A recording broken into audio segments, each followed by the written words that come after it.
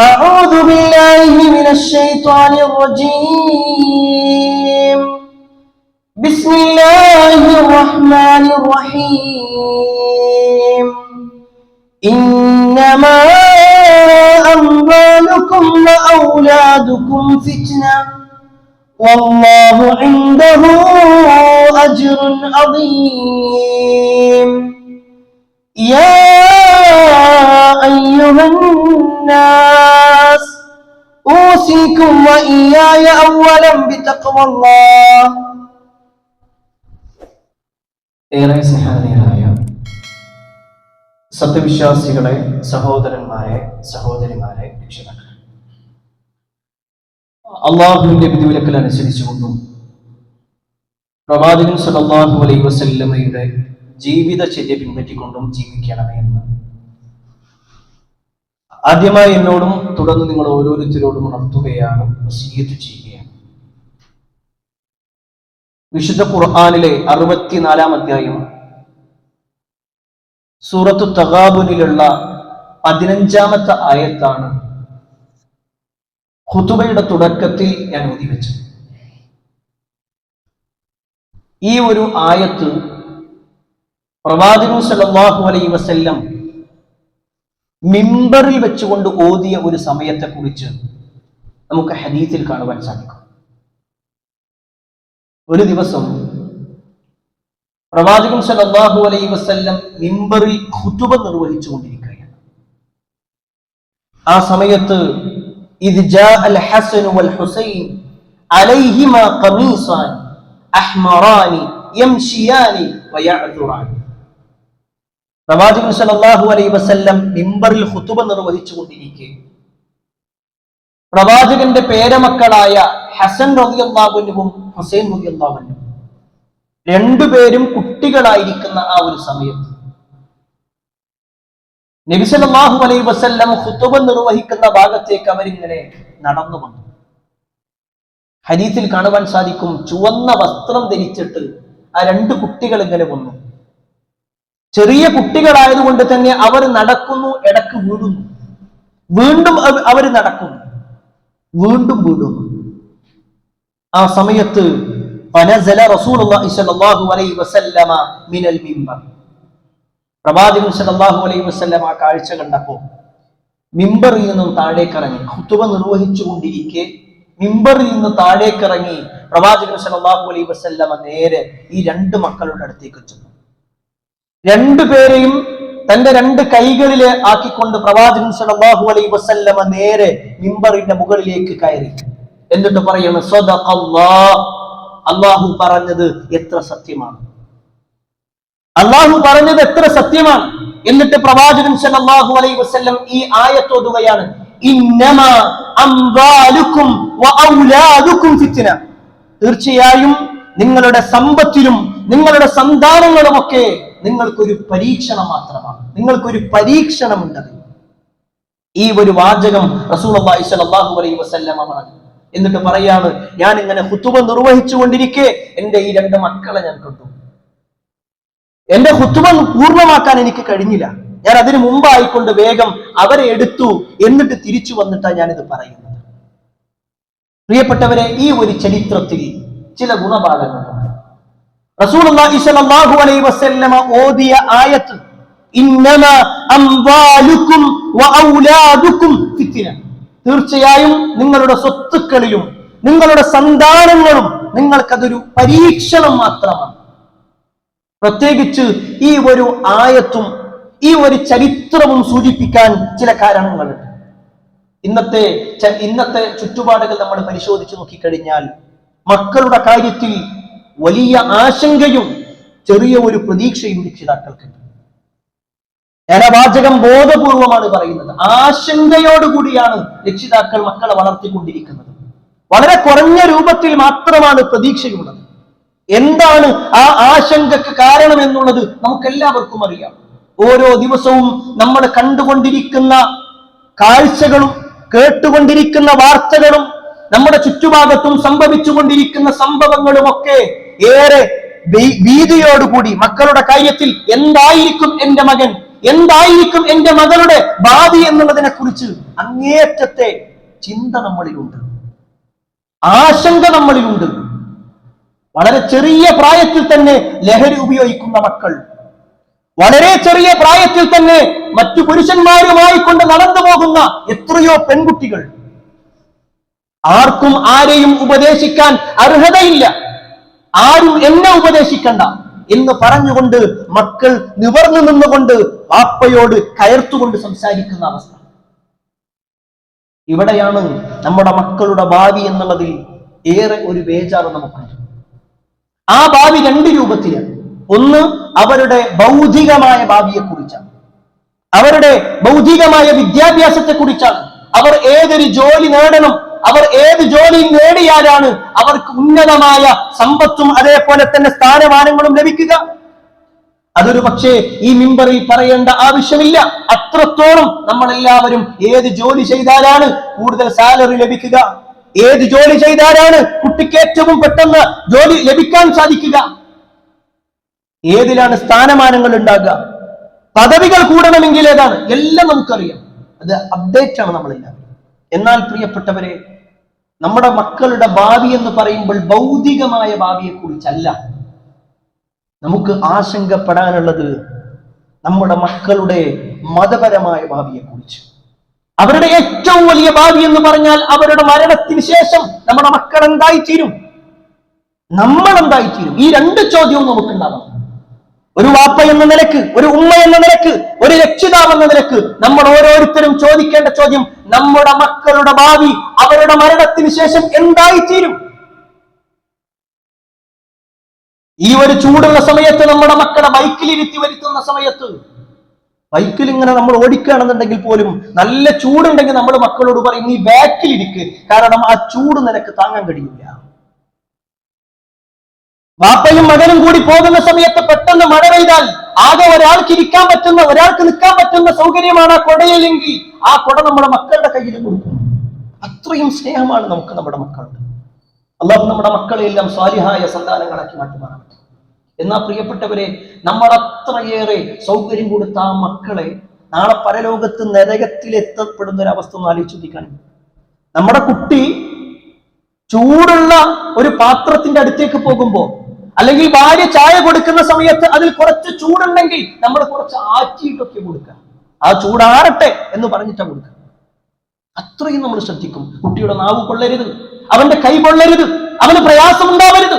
എന്നാ പ്രിയപ്പെട്ടവരെ, കത്തിയാളുന്ന നരകത്തിൽ കാലാകാലം കിടക്കുന്ന രൂപത്തിലേക്ക് നമ്മുടെ മക്കൾ മാറിയാലും, ആ മക്കൾ മാറുമ്പോ നമ്മളൊറ്റക്ക് രക്ഷപ്പെടും, അതുണ്ടാവില്ല. റസൂലുള്ളാഹി സ്വല്ലല്ലാഹു അലൈഹി വസല്ലമയുടെ ഹദീസിൽ കാണുവാൻ സാധിക്കുന്ന ഒരു വാചകമുണ്ട്, നമ്മുടെ കണ്ണ് തുറക്കേണ്ട ഒരു വാചകം.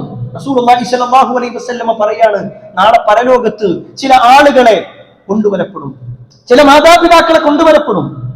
എന്നിട്ട് ആ മാതാപിതാക്കളെ സ്വർഗത്തിന്റെ ഭാഗത്തേക്ക് ഇങ്ങനെ തിരിച്ചിട്ടുണ്ടാകും. അവർ സ്വർഗത്തിന്റെ ഭാഗത്തേക്ക് ഇങ്ങനെ പോകാൻ നിൽക്കുമ്പോ അവരുടെ പിന്നിൽ നിന്നും ഒരു വിളി ഉണ്ടാകും, അവരുടെ പിന്നിൽ നിന്നും വിളി വരും. അവര് തിരിഞ്ഞു നോക്കുമ്പോ അവരുടെ സ്വന്തം മക്കളാണ്, അവര് നോക്കി വളർത്തിയ അവരുടെ മക്കൾ. അവർ സ്വർഗത്തിന്റെ ഭാഗത്തേക്കല്ല തിരിക്കപ്പെട്ടിട്ടുള്ളത്, നരകത്തിന്റെ ഭാഗത്തേക്കാണ്. നരകത്തിന്റെ ഭാഗത്തേക്ക് മക്കളെ തിരിക്കപ്പെട്ടിട്ടുള്ളത്. ആ മക്കൾ അവിടെ നിന്നുകൊണ്ട് അള്ളാഹുവിനോട് ചില പരാതികൾ പറയുമത്രേ, റബ്ബേ, എന്റെ വാപ്പയാണ്, എന്റെ ഉമ്മയാണിത്, അവർ സ്വർഗത്തിലേക്ക് പോകുമ്പോ ഞങ്ങൾ ഇത് മനസ്സിലാക്കിയിട്ടില്ല. അവർ ഖുർആൻ ക്ലാസ്സിൽ പോയിട്ടുണ്ടായിരുന്നു, അവർ ദീന് പഠിച്ചിട്ടുണ്ടായിരുന്നു, പക്ഷേ ഞങ്ങൾക്കിതൊന്നും പഠിക്കാൻ അവസരം അവർ നൽകിയിട്ടില്ലായിരുന്നു. അതുകൊണ്ട് റബ്ബേ, ഞങ്ങൾക്കുള്ള ഓഹരിയിൽ ചിലത് ഇവർക്കും നൽകണേ. നമ്മളൊന്ന് ആലോചിച്ചു നോക്കിയ ആ ഒരു രംഗം, നമ്മുടെ മക്കൾ നമുക്കെതിരെ വിരൽ ചൂണ്ടുന്ന ഒരു രംഗം. അള്ളാഹു നമ്മളെ കാത്തുരക്ഷിക്കുമാറാവട്ടെ. പ്രിയപ്പെട്ടവരെ, ഇവിടെയാണ് നമ്മുടെ മക്കളെ സംബന്ധിച്ചിടത്തോളം അവരെ ഇസ്ലാമികമായി വളർത്തുക എന്നുള്ളത് നമ്മുടെ മേൽ നിർബന്ധമായ ഒരു കാര്യമാണ്. ഒരു പക്ഷേ ഈ ഒരു വാചകം പറയുമ്പോൾ എന്താ സ്കൂൾ തുറക്കുന്ന സമയത്ത് ഇങ്ങനെ ഒരു വിഷയം എടുക്കുന്നത്, സ്കൂളിനെ കുറിച്ചല്ലേ പറയാനുള്ളത്, അല്ലെങ്കിൽ മറ്റു പല കാര്യങ്ങളും പറയാനില്ലേ എന്ന് നമുക്ക് സംശയമുണ്ടാവാം. സ്കൂളിന്റെ കാര്യം ഇവിടെ വിശദീകരിക്കേണ്ടതില്ല, നമ്മളെല്ലാവരും അതിൽ കൃത്യമായ അറിവുള്ളവരാണെങ്കിൽ. പ്രിയപ്പെട്ടവരെ, മദ്രസയുടെ കാര്യം എത്തുമ്പോ പല ആളുകളും പിന്നിലേക്ക് പോകുന്നു. കഴിഞ്ഞ ദിവസം ഒരു രക്ഷിതാവ് എന്നെ വിളിച്ചുകൊണ്ട് ചോദിച്ച ഒരു ചോദ്യം ഓരോ രക്ഷിതാക്കളും അറിയേണ്ട ഒരു കാര്യമാണ്. ആ രക്ഷിതാവ് ചോദിക്കാണ്, ആഴ്ചയിൽ ഒരു അരമണിക്കൂർ മാത്രം എന്റെ കുട്ടിക്ക് ദീന് പഠിപ്പിക്കാൻ വല്ല സൗകര്യമുണ്ടോ? നമ്മുടെയൊക്കെ നാടുകളിലുള്ള മദ്രസകളിൽ ഒരു പക്ഷേ ആഴ്ചയിൽ 5 ദിവസം ഉണ്ടാകും, 4 ദിവസമുള്ള ഉണ്ടാകും. ഒരു 3 ദിവസമെങ്കിലും കൊടുക്കാൻ നമ്മൾ ശ്രദ്ധ കൊടുക്കാറുമുണ്ട്. പക്ഷേ ഒരമണിക്കൂർ മാത്രം മതി. അതിന് മാത്രമൊക്കെ ഉള്ളൂ പഠിക്കാനുള്ളത്. അവർക്ക് വേറെ കുറെ പഠിക്കാനുണ്ട്. സുബ്ഹാനല്ലാഹ്, ഒരു രക്ഷിതാവിന്റെ വാചകമാണ്.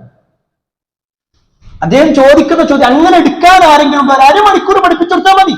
അത് തന്നെ ഒഴിവുള്ള ദിവസം ഒന്നും വേണ്ട, ഏതെങ്കിലും ഒരു സമയം നമ്മൾ പറയാ, ആ സമയത്ത് മാത്രം മതി. ഇങ്ങനെ മക്കളുടെ കാര്യത്തിൽ, ദീനിന്റെ വിഷയത്തിൽ ഒരു ശ്രദ്ധയും കൊടുക്കാത്ത ഒരു അവസ്ഥ രക്ഷിതാക്കൾക്കിടയിൽ ഉണ്ടെങ്കിൽ പ്രിയപ്പെട്ടവരെ നമ്മൾ തിരുത്തണം. നമ്മുടെ മക്കൾക്ക് ദീന് പഠിപ്പിച്ചു കൊടുത്താൽ എന്താ നമുക്കുള്ള നേട്ടം? അതാദ്യം നമ്മൾ മനസ്സിലാക്കണല്ലോ. നമ്മുടെ മക്കൾക്ക് ദീന് പഠിപ്പിച്ചു കൊടുത്താൽ നമുക്കുള്ള നേട്ടം, ഒന്നാമത്തെ കാര്യം, നമുക്ക് ഈ ലോകത്തും പരലോകത്തും അവരുടെ പ്രാർത്ഥന മൂലം ഒരുപാട് കാര്യങ്ങൾ നേടാനുണ്ട്. അവരുടെ പ്രാർത്ഥന ലഭിക്കുക. ദീന് പഠിച്ച കുട്ടികൾ മാത്രമേ പ്രാർത്ഥിക്കുള്ളൂ. നമ്മളെല്ലാവരും മനസ്സിലാക്കുന്നുണ്ട്. നമ്മുടെയൊക്കെ ജീവിതത്തിൽ ഒരു ജാഹിലിയ കാലം എന്ന് നമ്മൾ പറയാറുണ്ട്. എനിക്ക് ദീനൊന്നും അറിയാതിരുന്ന ഒരു കാലം ഉണ്ടായിരുന്നു. അന്നൊരു പക്ഷേ നമ്മൾ നമസ്കരിക്കാൻ മടി കാണിച്ചവരായിരിക്കാം. അന്നൊരു പക്ഷേ നമ്മൾ പ്രാർത്ഥിക്കാൻ മടി കാണിച്ചവരായിരിക്കാം. നമ്മുടെ വാപ്പക്ക് വേണ്ടിയോ ഉമ്മക്ക് വേണ്ടിയോ നമ്മൾ പ്രാർത്ഥിച്ചിട്ടുണ്ടാവണമെന്നില്ല. എന്നാൽ ഇപ്പൊ അങ്ങനെയാണോ? നമ്മൾ ദീന് പഠിക്കാൻ തുടങ്ങിയപ്പോ നമ്മൾ ആത്മാർത്ഥമായിട്ട് പ്രാർത്ഥിക്കും, റബ്ബിർഹംഹുമാ കമാ റബ്ബയാനി സഗീറാ. എന്നെ ചെറുപ്പത്തിൽ പൊറ്റു വളർത്തിയ എന്റെ മാതാപിതാക്കൾ, അവർക്ക് നീ കരുണ ചൊരിയണേ എന്ന ഒരു ആശയം, അത് നമ്മൾ പ്രാർത്ഥിക്കുന്നത് പ്രിയപ്പെട്ടവരെ ദീനുള്ളപ്പോഴാണ്. എന്നാൽ പ്രിയപ്പെട്ടവരെ, അതേ ഒരു കാര്യം നമ്മുടെ മക്കളുടെ കാര്യത്തിൽ നമുക്ക് ഉണ്ടാവണ്ടേ? നമ്മുടെ മക്കൾ നമുക്ക് വേണ്ടി കൈകൾ ഉയർത്തി അല്ലാഹുവോട് പ്രാർത്ഥിക്കണ്ടേ? റസൂലുള്ളാഹി സ്വല്ലല്ലാഹു അലൈഹി വസല്ലം പറയാണ്, ഒരു മനുഷ്യൻ മരിച്ചു കഴിഞ്ഞാൽ ഇദാ മാത്തൽ ഇൻസാൻ ഇൻഖത അൻഹു അമലുഹു ഇല്ലാ മിൻ സലാത്ത്. ഒരാൾ മരിച്ചു കഴിഞ്ഞാൽ 3 കാര്യങ്ങൾ മാത്രമേ ബാക്കി ഉണ്ടാകുള്ളൂ. ബാക്കിയെല്ലാം നശിച്ചു പോകും. വേറൊന്നുമില്ല. 3 കാര്യങ്ങൾ. അതിലൊന്നെന്താണെന്നറിയോ? വലദുൻ സ്വാലിഹൻ യദ്ഉ ലഹു, അവന് വേണ്ടി പ്രാർത്ഥിക്കുന്ന സന്താനം. പ്രിയപ്പെട്ടവരെ, നമ്മൾ ആലോചിക്കണം, ഇന്ന് നമ്മൾ മരിച്ചു കഴിഞ്ഞാൽ, ഇന്നൊരു പക്ഷേ വൈകുന്നേരമാകുമ്പോൾ അല്ലെങ്കിൽ നാളെ രാവിലെ 10 മണിക്ക് നമ്മുടെ ജനാസയുടെ സമയം നിശ്ചയിച്ച് നമ്മുടെ മയ്യത്തുമായിട്ട് ഏതെങ്കിലും ഒരു ഖബർസ്ഥാനിന്റെ അടുക്കലേക്ക് പോയി മയ്യത്ത് നമസ്കാരം കഴിഞ്ഞ് ഖബറിലേക്ക് നമ്മുടെ മയ്യത്ത് ഇറക്കി വെച്ച് എല്ലാവരും തിരിച്ചു വരും. പക്ഷേ നാളെ ദുഹർ നമസ്കാരം കഴിഞ്ഞാൽ എല്ലാവരും പിരിഞ്ഞു പോയാലും നമ്മുടെ മോൻ 1ാമത്തെ സഫിൽ നിന്നുകൊണ്ട് കരഞ്ഞു കലങ്ങിയ കണ്ണുകളുമായി, റബ്ബേ എന്റെ വാപ്പ ഇന്ന് മരിച്ചിട്ടുണ്ട്, എന്റെ ഉമ്മ ഇന്ന് മരിച്ചിട്ടുണ്ട്, റബ്ബേ അവരുടെ ഖബർ നീ നന്നാക്കി കൊടുക്കണേ റബ്ബേ, അവർക്ക് പാപങ്ങൾ പുറത്തു കൊടുക്കണേ റഹ്മാൻ എന്ന് നമ്മുടെ മക്കൾ, പ്രിയപ്പെട്ടവരെ, നമുക്ക് വേണ്ടി പ്രാർത്ഥിക്കൂ. നമ്മുടെ മയ്യത്ത് നമസ്കാരത്തിന് വേണ്ടി നിൽക്കുമ്പോൾ നമ്മുടെ എത്ര മക്കൾക്കറിയാം മയ്യത്ത് നമസ്കാരത്തിന് വേണ്ടിയിട്ടുള്ള പ്രാർത്ഥനയെ കുറിച്ച്? മയ്യത്തിന് വേണ്ടിയിട്ടൊരു പ്രാർത്ഥന ഉണ്ട്. ഞാൻ ആരെയും കുറ്റപ്പെടുത്താനല്ല, നമ്മൾ നമ്മുടെ മക്കളോടൊന്ന് സ്വകാര്യമായിട്ട് ചോദിക്കണം, പൊന്നുമോനെ നിനക്കറിയോ ആ പ്രാർത്ഥന? നമ്മൾ അവരോട് പലതും പഠിക്കാൻ വേണ്ടി പറഞ്ഞിട്ടുണ്ട്. അവർക്ക് ജോലി സാധ്യതയുള്ള പലതിനെ കുറിച്ച് നമ്മൾ അറിയിച്ചു കൊടുത്തിട്ടുണ്ട്. എത്രയോ മണിക്കൂറുകൾ അവർക്ക് ഫോൺ ഉപയോഗിക്കാൻ നമ്മൾ അവസരവും കൊടുത്തിട്ടുണ്ട്. ഞാൻ കുറ്റപ്പെടുത്താൻ വേണ്ടി പറയല്ല, പക്ഷേ നമ്മുടെ മക്കളെ ചേർത്ത് നിർത്തിക്കൂടി നമ്മൾ ചോദിക്കണം, നീ എനിക്ക് വേണ്ടി ഒന്ന് പ്രാർത്ഥിച്ചു, ഉമ്മാക്ക് വേണ്ടി പ്രാർത്ഥിച്ചു, എപ്പോഴാണ് നീ പ്രാർത്ഥിക്കാറുള്ളത്? അവരെ കുറ്റപ്പെടുത്താൻ വേണ്ടിയല്ല, മറിച്ച് നമ്മൾ ചോദിക്കണം. അവർക്ക് ഈ പ്രാർത്ഥനകൾ അവരെ സംബന്ധിച്ചിടത്തോളം നമ്മൾ പഠിപ്പിച്ചു കൊടുക്കണം. എത്രത്തോളം എന്നാൽ നമ്മൾ മരിച്ചു കഴിഞ്ഞാൽ പോലും ചില അവസരങ്ങളെ കുറിച്ച് റസൂലുള്ളാഹി സ്വല്ലല്ലാഹു അലൈഹി വസല്ലം പറയാം, നമ്മൾ മരണപ്പെട്ട് കഴിഞ്ഞാൽ പോലും നമ്മുടെ ഖബറിലേക്ക് ഇങ്ങനെ വന്നുകൊണ്ടിരിക്കുന്ന ചില പ്രാർത്ഥനകളുണ്ട്. റസൂലുള്ളാഹി സ്വല്ലല്ലാഹു അലൈഹി വസല്ലം പറയാ, ഇന്ന റജുല യതുർഫഉ ദറജതുഹു ഫിൽ ജന്ന, ഒരു മനുഷ്യൻ സ്വർഗ്ഗത്തിലെത്തി കഴിഞ്ഞാൽ അവന്റെ സ്വർഗ്ഗത്തിലുള്ള പദവികൾ ഇങ്ങനെ വർദ്ധിച്ചുകൊണ്ടേയിരിക്കും. ആ സമയത്ത് അവൻ പറയും, അന്നാ ഹാദാ, എന്താ ഇതിന്റെ കാരണം? എനിക്ക് ഇങ്ങനെ കിട്ടാനുള്ള കാരണം എന്താ? ആ സമയത്ത് അവനോട് പറയപ്പെടും അത്രേ,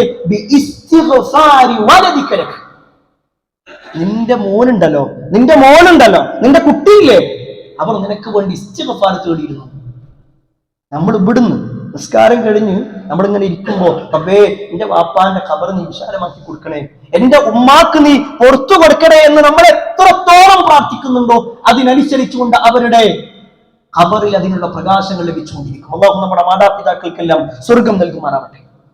പ്രിയപ്പെട്ടവരെ, പ്രാർത്ഥന മാത്രമല്ല, മക്കളുടെ പ്രവർത്തനങ്ങളും രക്ഷിതാക്കൾക്കുണ്ടത്. ഒരു പക്ഷെ നമ്മൾ മനസ്സിലാക്കുന്നത് മക്കളുടെ പ്രാർത്ഥന മാത്രമേ കിട്ടുള്ളൂ. പലരും വിചാരിച്ചിട്ടുള്ളത് അങ്ങനെ പ്രാർത്ഥിക്കുക എന്നുള്ളതാണ്. ഒരു മകൻ ചെയ്യുന്ന കർമ്മങ്ങൾ ആ രക്ഷിതാവിന്റെ ഖബറിലേക്ക് എത്തും. ഒരു മകൻ ചെയ്യുന്ന അല്ലെങ്കിൽ മകൾ ചെയ്യുന്ന പുണ്യം ആ രക്ഷിതാവിന്റെ സ്വർഗത്തിലേക്കുള്ളതാണ്.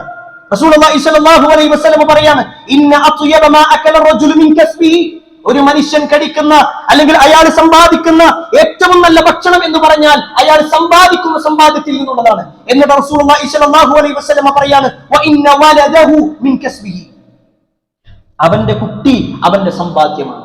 അവന്റെ കുട്ടി അവന്റെ സമ്പാദ്യമാണ്. ഈ ഒരു ഹദീസിനെ വിശദീകരിച്ചുകൊണ്ട് ഷെയ്ഖ് നാസറുദ്ദീൻ അൽബാനി റഹ്മഹുല്ലാ പറയുന്ന ഒരു വാചകമുണ്ട്.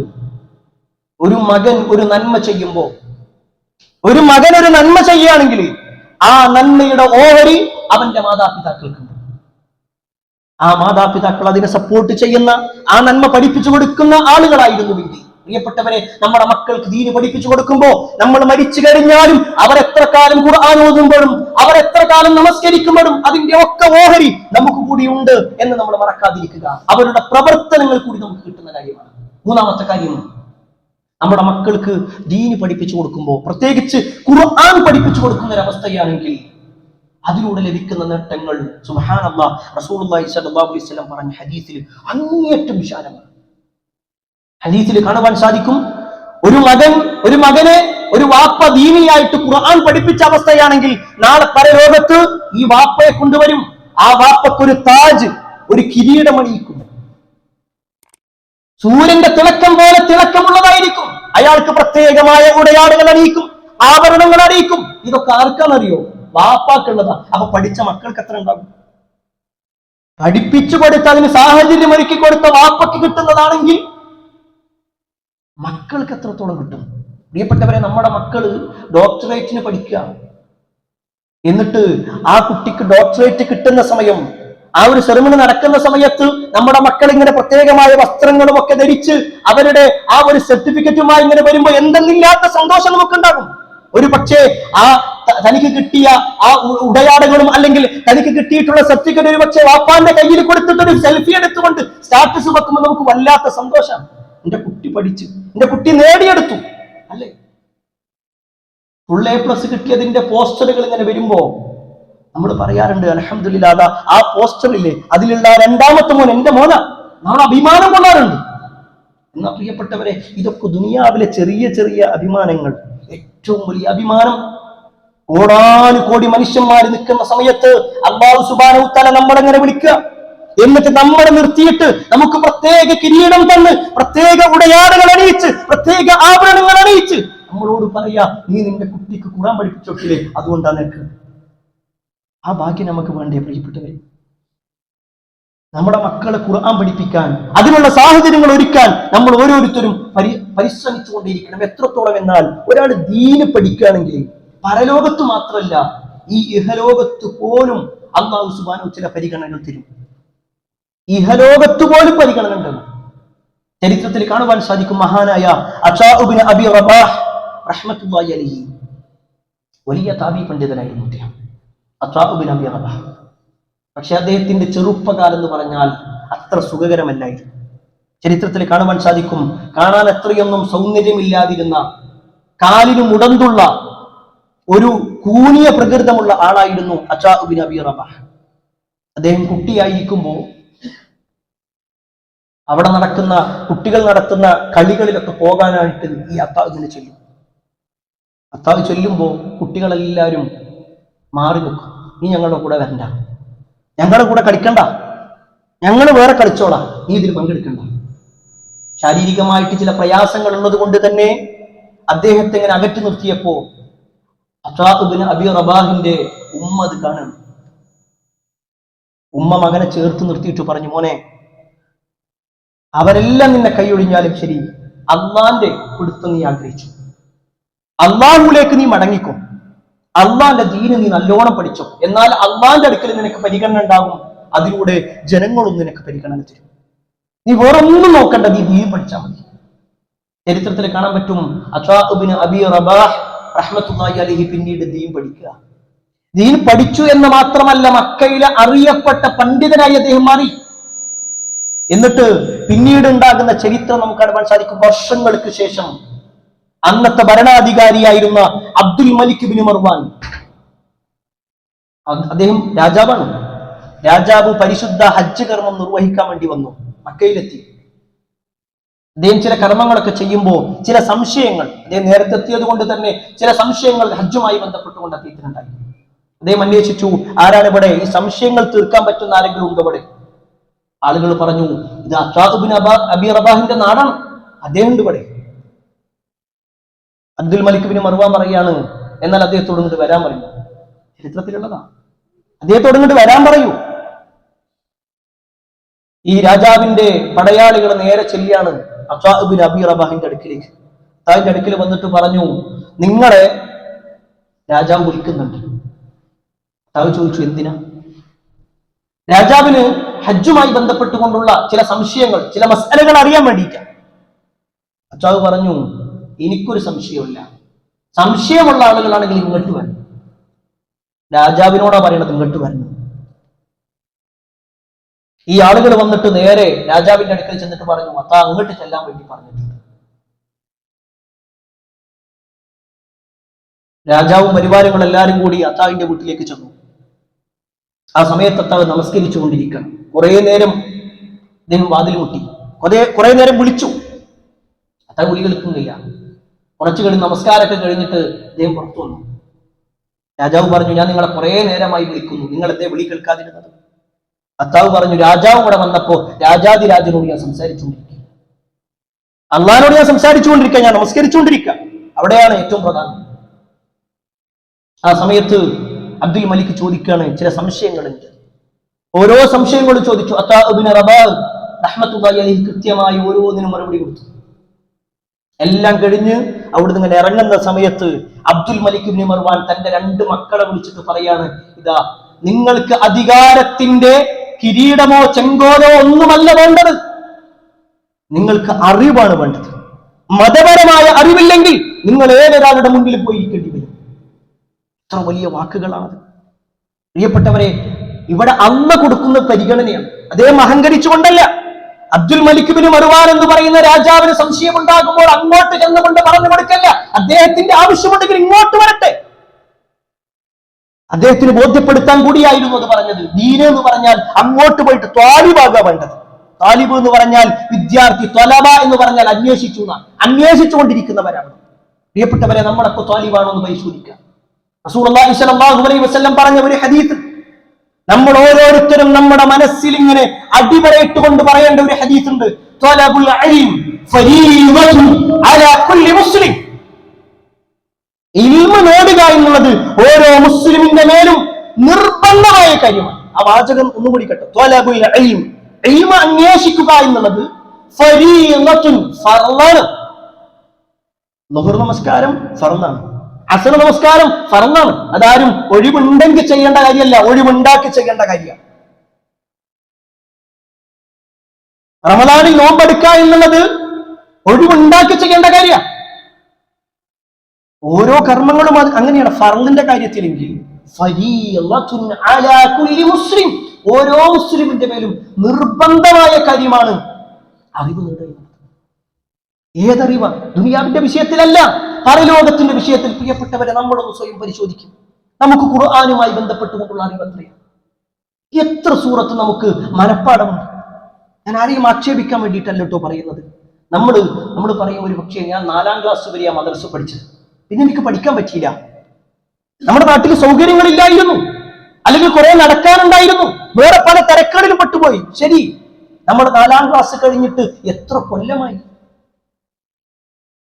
നമ്മുടെ സ്കൂളിന്റെ വിഷയത്തിൽ 4ാം ക്ലാസ് ആണെങ്കിൽ അതിനുശേഷം എത്രയോ പഠനങ്ങൾ നമ്മൾ നടത്തി. നമ്മുടെ ദുനിയാവിന്റെ വിഷയത്തിൽ, നമ്മുടെ ജോലിയുടെ ആവശ്യവുമായി ബന്ധപ്പെട്ടുകൊണ്ട് ഭാഷകൾ പഠിച്ചു, എല്ലാം പഠിച്ചു. പക്ഷെ ദീനിന്റെ വിഷയത്തിലോ അന്ന് നമ്മൾ 4ാം ക്ലാസ്സിൽ പഠിച്ച അതേ സൂറത്ത് മാത്രമേ എപ്പോഴും നമുക്ക് മനഃപ്പാടുള്ളൂ. അതിനപ്പുറത്തേക്ക് നമ്മൾ പഠിക്കണില്ല. ഞാൻ കുറ്റപ്പെടുത്താൻ വേണ്ടി പറയല്ല, നമ്മൾ സ്വന്തത്തോട് ചോദിക്കുക, എന്താ നമ്മൾ റബ്ബിനോട് പറയാ? നമ്മുടെ മുൻഗാമികളൊക്കെ അവരുടെ ജീവിതത്തിൽ വലിയ സമയം മാറ്റിവെച്ചുകൊണ്ട് ദീന് പഠിക്കാൻ വേണ്ടി മാറ്റിവെച്ചിരുന്നു. നിങ്ങൾക്കറിയുമോ മഹാനായ ഉമർ ഇബ്നുൽ ഖത്താബ് റളിയല്ലാഹു അൻഹുവിന്റെ ചരിത്രം?